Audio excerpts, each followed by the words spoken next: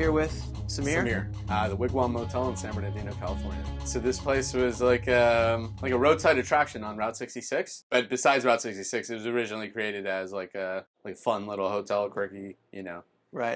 Back in 1936, it started in Kentucky, and there's a total of 7 built throughout the U.S. 3 of them were built by the guy that founded the place, especially this one. So his name was Frank Redford. The other 4 were like franchises. Now there's only 3 remaining though. This one, they started construction in 1947 and opened up in 49. Okay, well, can we go tour the place? Yeah, definitely. Let's go.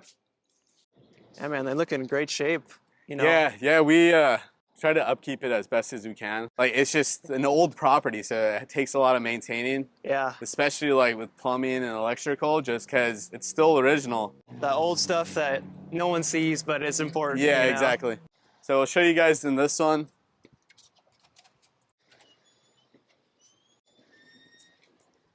There you go. Look at that.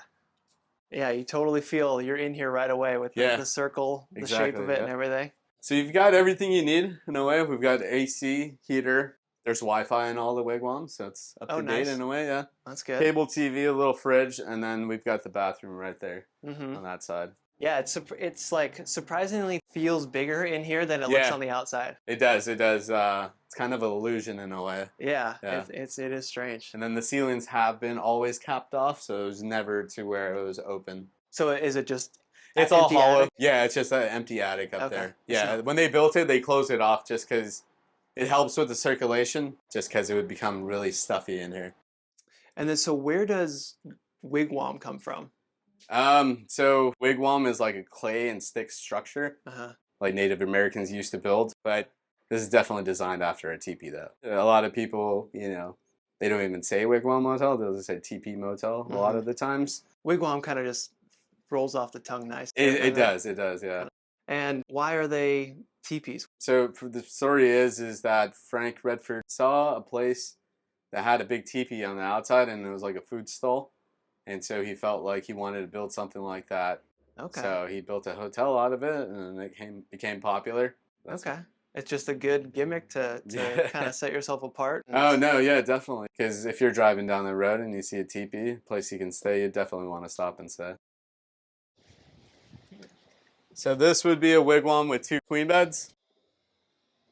And these wigwams are wider than the ones in the front row. But from the outside, they look identical. It's like an optical illusion in a way, but it's actually 5 feet wider. Oh, it's okay. That's pretty significantly wider, it is, yeah. So 2 queen beds, and then the bathroom would be identical to the other one that you saw.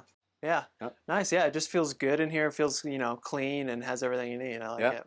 I love the triangle mirrors. Yeah, we added that to it just to give it that little feel. Yeah, there's a little that's cool great. Touch to it. Pulls it all together. Yeah.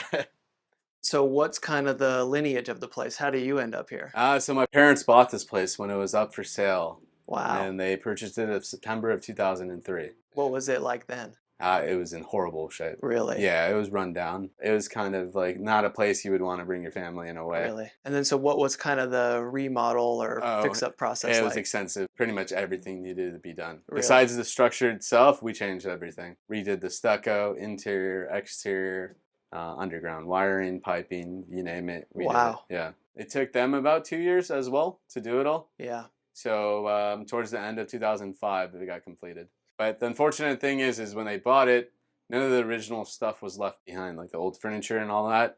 I think the previous owner, after their leases went through it, they've got rid of it or that. So the only thing that was original we were able to preserve was the tile work in the bathroom.